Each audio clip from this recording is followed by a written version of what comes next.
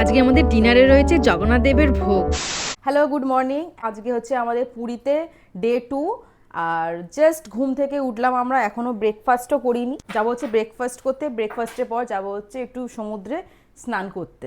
পুরীতে আসবো, সমুদ্রে স্নান করবো না সেটা কি ভালো লাগে? অলরেডি ড্রেস পরেই নিয়েছি সমুদ্রে নামার জন্য। আর হ্যাঁ, আমাদের ঘরটাকে দেখে প্লিজ জাজ করো না, আমাদের রুমের অবস্থা খুব খারাপ, মেসি হয়ে আছে। আর এই যে তাড়াতাড়ি চলো, দেরি হয়ে যাচ্ছে। ব্রেকফাস্টটা করবো, চান করবো, তারপরে আবার পুজো দিতে হবো 3টের সময়। দেরি হয়ে গেলে হবে না, সব কিছু টাইমে করতে হবে। একেই আমরা লেট করে উঠেছি, তো এইটুকুনি টাইমের মধ্যে আমাদের সব কিছু করে নিতে হবে। তুমি তো বিরাট কোহলি জার্সি পরে পুরো রেডি হয়ে গেছো। ব্যাঙ্গালোর। আমার আনলেও ভালো হতো, আমারটা কেন আনলাম না? একটু তো বলতে পারতে, তাহলে আমিও আমারটা আনতাম।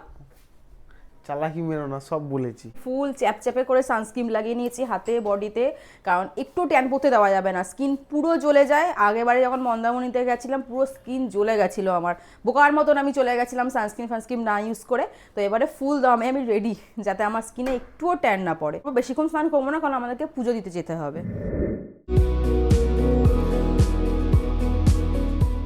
কোন বিস্কুটটা নেবে? ব্রেকফাস্ট করব বলে, কিন্তু এখন আর করতে ইচ্ছা করলো না, তাই দুজনেই নিয়ে নিলাম দুটো বিস্কিট আর চা। এখন যদি আমরা ব্রেকফাস্ট করি তাহলে আমাদের আর লাঞ্চ করতে হবে না, লাঞ্চ করতে অনেক লেট হয়ে যাবে।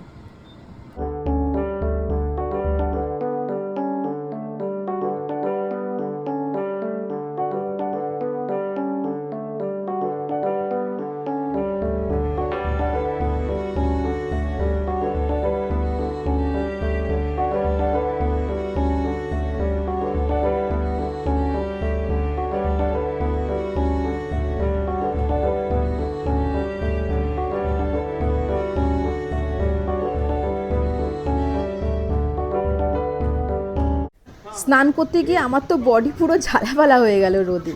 বাপরে কি কড়া রোদ! তাই নিজেকে এখন পুরো র্যাপিং করে নিয়েছি চারিদিক থেকে আমি। যাই, এখন গিয়ে আমরা লাঞ্চটা সেরে ফেলি। আর আজকে না, আমরা 3 বেলা ঠিক করেছি নিরামিষই খাবো, কারণ যেহেতু আজকে আমরা পুজো দেব তাই জন্য। আর এখন আমরা যাচ্ছি হচ্ছে একটা বাঙালি রেস্টুরেন্টে, এই যে 13 পার্বণ বাঙালি রেস্টুরেন্ট।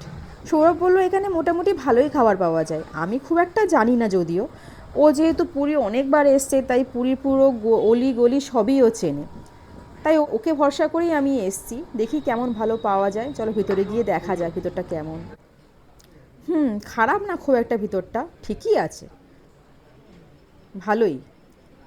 আর এই যে চলে এসছে আমাদের খাবার, রয়েছে সাদা ভাত, ডাল, আর এটা একটা কিসের তরকারি ঠিক আমি বুঝতে পারছি না, ভালোই হবে আশা করছি।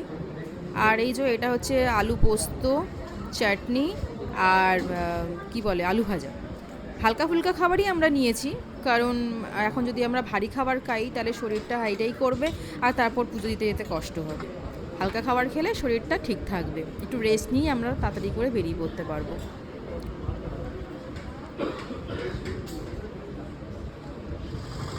তোমাকে কি সুন্দর লাগছে গো। Thank you, thank you. তোমাকেও ভালো লাগবে। তাই দাও আমি দেখাই।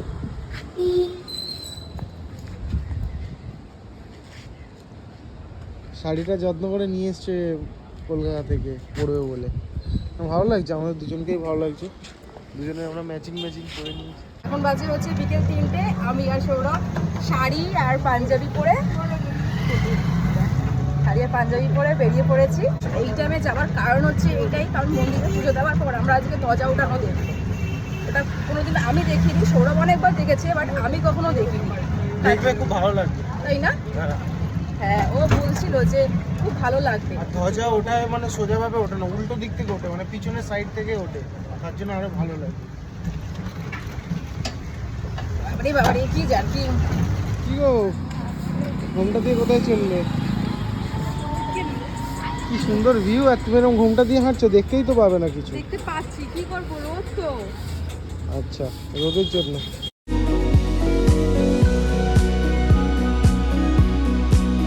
এই যে আমরা এখন পুরীর পশ্চিম গেটের কাছে আছি, এখান থেকে আমরা এখন পুজো দেবো। চলো পুজো দিয়ে দেখা হচ্ছে। তো সন্ধে তো হয়ে গেছে, গুড ইভিনিং, জয় জগন্নাথ।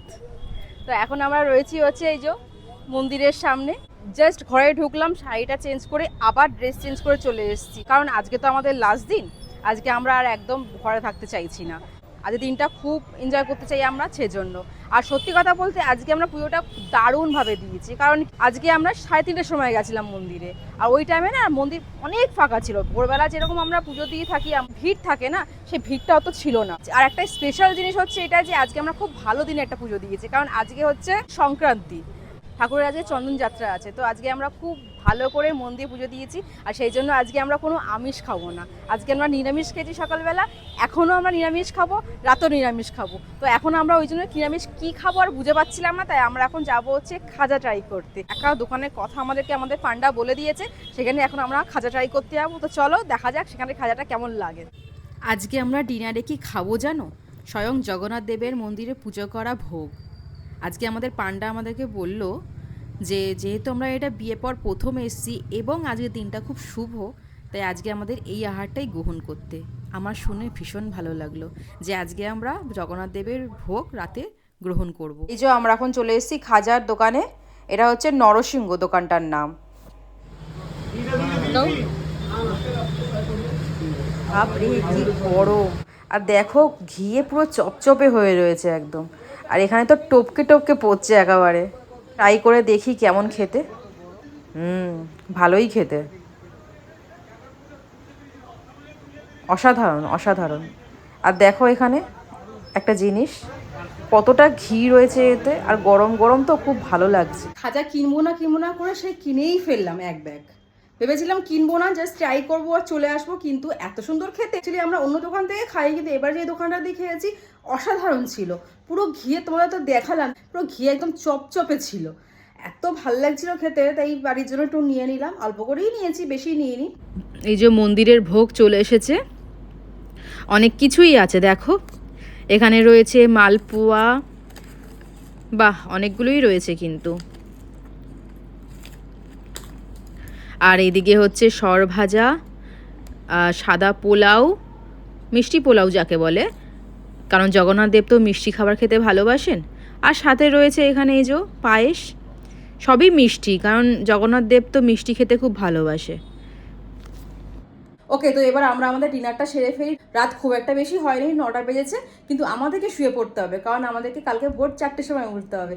আর তার কারণ হচ্ছে এইটাই যে আমরা এখন বাড়ি যাব না, আমরা এখান থেকে যাব হচ্ছে সোজা মন্দারমণিতে, মানে যেখানে আমরা জাস্ট 2 মাস আগেই আমরা গেছিলাম, সেখানে আমাদের আবার যাওয়ার মন হয়েছে।